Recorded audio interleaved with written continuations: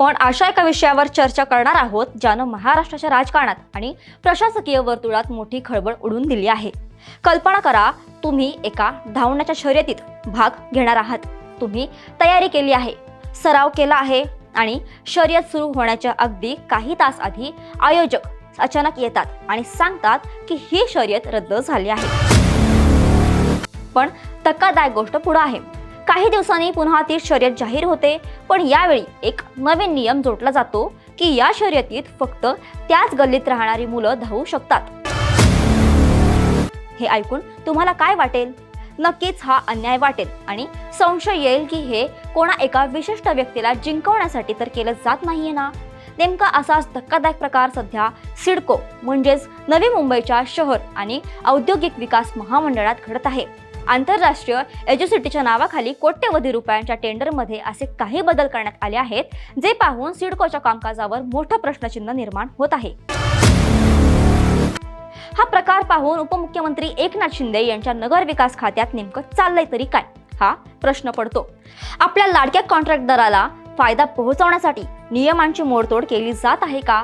आणि या संपूर्ण प्रकरणाच्या केंद्रस्थानी असलेला तो लाडका कॉन्ट्रॅक्टर नक्की आहे तरी कोण? आजच्या या व्हिडिओमध्ये आपण सिडकोमध्ये कशा प्रकारे आपल्या मर्जीतील माणसाला फायदा पोहोचवण्यासाठी थेट सरकारी नियमांची मोडतोड केली जाते हे पाहणार आहोत। नमस्कार, मी मृदुला आणि तुम्ही पाहताय थोडक्यात। सिडकोनं नवी मुंबईतील कुंदेवाहाळ येथे सेंटर ऑफ एक्सलन्स अंतर्गत इंटरनॅशनल एज्युसिटी भाग 1 आणि भाग 2 च्या विकासासाठी टेंडर प्रसिद्ध केलं होतं। सुरुवातीला यात कुठलाही संशय येत नव्हता। 30 ऑक्टोबर 2025 रोजी ही टेंडर प्रक्रिया सुरू झाली। याबद्दलची माहिती महाराष्ट्र टाइम्स, लोकमत यासारख्या न्यूजपेपरमध्येही देण्यात आली होती। एवढंच नाही तर काही हिंदी न्यूजपेपर आणि इंग्रजी न्यूजपेपरमध्येही याबद्दलची जाहिरात देण्यात आली।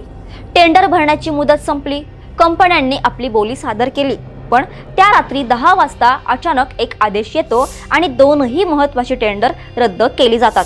प्रशासकीय कारणास्तव ही टेंडर रद्द केल्याचं सांगण्यात आलं, पण खरी गंमत त्यानंतर सुरू झाली। सर्व प्रक्रिया योग्य पार पडलेली असताना हे टेंडर रद्द करण्यात आलं, पण पुढे अचानक नवीन टेंडर प्रसिद्ध करण्यात आलं। पण जेव्हा नवीन टेंडर प्रसिद्ध झालं तेव्हा त्यात काही असे बदल करण्यात आले जे अतिशय संशयास्पद आहेत। सर्वात मोठा आणि वादग्रस्त बदल म्हणजे MMR रिजन म्हणजेच मुंबई महानगर क्षेत्राची अट। नवीन नियमानुसार ज्या कॉन्ट्रॅक्टरकडे फक्त MMR क्षेत्रात कामाचा अनुभव आहे तोच या टेंडरसाठी पात्र ठरेल। पण आता प्रश्न असा पडतो की जर एखादी कंपनी राष्ट्रीय स्तरावर मोठी कामं करत असेल पण तिचं काम MMRच्या बाहेर असेल तर ती अपात्र कशी काय ठरू शकते? हा बदल पाहून राष्ट्रीय स्तरावरील अनेक बड्या कंपन्या शर्यतीतून बाहेर पडल्या आहेत। इथे सर्वात महत्त्वाचा मुद्दा येतो तो म्हणजे सेंट्रल व्हिजिलन्स कमिशन्स अर्थात CVCच्या गाईडलाईन्सचा।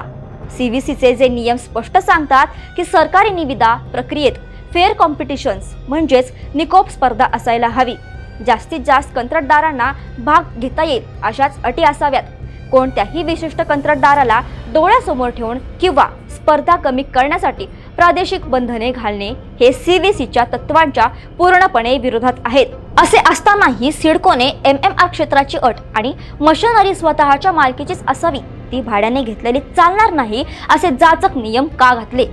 हे नियम पाहता हे टेंडर जनतेच्या हितासाठी आणि ही लाडक्या कंत्राटदाराचे खिसे भरण्यासाठी हे वेगळं सांगण्याची गरज नाही। या सर्व गोष्टींची माहिती घेतल्यावर आम्हाला काही धक्कादायक गोष्टी समजल्या आहेत। जुन्या टेंडरच्या तुलनेत नवीन टेंडरमध्ये आर्थिक अटी शिथिल करण्यात आल्या आहेत। यात एज्युसिटी भाग 1 साठी भांडवलाची गरज 70 कोटींवरून थेट 50 कोटींवर आणली गेली आणि भाग 2 साठी 120 कोटींवरून 76 कोटींवर आणली गेली।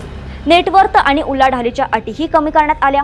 तसंच कामाची मुदत 365 दिवसांवरून थेट 487 दिवसांपर्यंत वाढवण्यात आली। हे सर्व बदल पाहिल्यावर असं वाटतं की हे बदल एखाद्या अशा व्यक्तीसाठी केले आहेत ज्याची आर्थिक क्षमता जुन्या अटींमध्ये बसत नव्हती आणि ज्याला कामासाठी जास्त वेळ हवा होता। आता या सर्व प्रकरणात चर्चा आहे ती त्या लाडक्या कंत्राटदाराची, ज्याला हे काम मिळावं यासाठी हा सर्व आटापिटा सुरू आहे। या कॉन्ट्रॅक्टरला मिळत असलेला राजकीय पाठिंबा यात सर्वात महत्त्वाचा मानला जातो। राजकीय वर्तुळातील माहितीनुसार एका मोठ्या राजकीय वरदहस्तामुळे आणि दबावामुळे सिडको अधिकारी हे बदल करण्यास भाग पडले आहेत। नेत्यांच्या मर्जीतील कॉन्ट्रॅक्टरला काम देण्यासाठी हा घाट घातला जात असल्याची मोठी चर्चा सध्या सुरू आहे। आणखी धक्कादायक बाब म्हणजे हे एकच काम नव्हे तर या आधीची सिडकोची अनेक कामं याच कंत्राटदाराच्या घशात घालण्यात आलेली आहेत। आणखी धक्कादायक बाब म्हणजे हे एकच काम नव्हे तर या आधीची सिडकोची अनेक कामं याच कंत्राटदाराच्या घशात घालण्यात आलेली आहेत। एक प्रकारे हा कंत्राटदार सिडकोचा जावई असल्याची चर्चा आता कंत्राटदार तसेच प्रशासकीय अधिकाऱ्यांच्या वर्तुळात रंगू लागली आहे। यामागे नक्की कोणतं राजकीय कनेक्शन आहे आणि कोणत्या नेत्याचा दबाव आहे याची माहिती आमच्या हाती लागली आहे। पण या संदर्भात आणखी मोठे आणि धक्कादायक गौप्यस्फोट आम्ही येत्या काळात पुराव्यानिशी करणार आहोत। त्याआधी या प्रकरणाची सविस्तर माहिती घेण्यासाठी आणि खुलासा जाणून घेण्यासाठी आमच्या चॅनलनं सिडको नवी मुंबई येथील कार्यालयाशी संपर्क केला। आम्ही त्यांना विचारलं की अचानक टेंडर का रद्द करण्यात आलं आणि कोणताही नियम नसताना MMR रिजनची अट कशासाठी घालण्यात आली, तसंच CVCच्या गाईडलाईन्सचं उल्लंघन का केलं जात आहे। पण सिडकोच्या अधिकाऱ्यांनी या विषयावर बोलण्यास स्पष्ट शब्दात नकार दिला। त्यांची ही शांतता खूप काही सांगून जाते। जर सर्व काही नियमांनुसार असेल तर अधिकारी स्पष्टीकरण द्यायला का घाबरत आहेत? त्यांच्यावर नेमका कुणाचा दबाव आहे का? महाराष्ट्रात सध्या आगामी महापालिका निवडणुकांचे वारे वाहत आहेत। अशा वेळी कोट्यवधी रुपयांची टेंडर एका विशिष्ट कॉन्ट्रॅक्टरला देण्याचा खटाटोप का केला जातोय हे वेगळं सांगण्याची गरज नाही।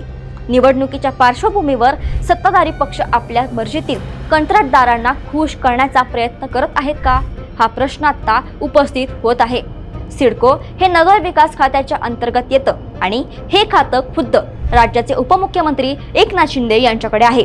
त्यामुळे या पारदर्शकतेच्या अभावाला तेच जबाबदार आहेत का? विकास कामांच्या नावाखाली स्वतःच्या मर्जीतील लोकांना मालामाल करण्याचा हा प्रकार आहे का? इंटरनॅशनल एज्युसिटी हा प्रकल्प नवी मुंबईच्या विकासासाठी खूप महत्त्वाचा आहे। पण जर हा प्रकल्प सुरुवातीपासूनच भ्रष्टाचाराच्या आणि पक्षपातीखाली असेल तर त्याचं भविष्य नक्की काय असेल याचा तुम्ही विचारही करू शकणार नाही। MMR क्षेत्रातील अनुभवाची अट टाकून राष्ट्रीय स्तरावरील कंपन्यांना बाहेर ठेवणं हा केवळ एका विशिष्ट व्यक्तीला फायदा पोहोचवण्याचा डाव असल्याचं स्पष्टपणे दिसून येत आहे।